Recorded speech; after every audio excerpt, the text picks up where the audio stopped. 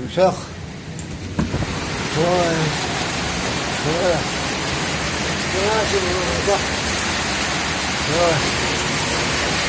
Kumsak. Buyur. Ne kadar? Vay güzel. Vay ya. Ne? Kumsak.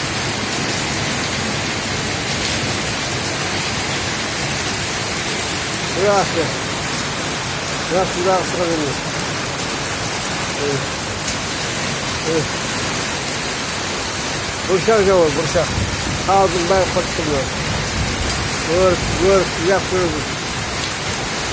Şeye kızartma, şeye ben kurtuldum. Vay ya. Ne kadar? Görüyorsun bakayım. Bugün Miran günü okuyor. 23 May.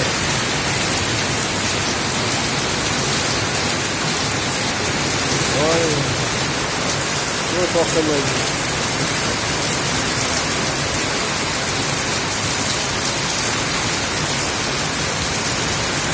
Vay.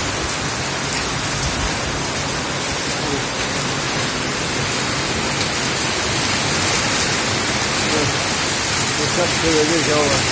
Evet. Evet.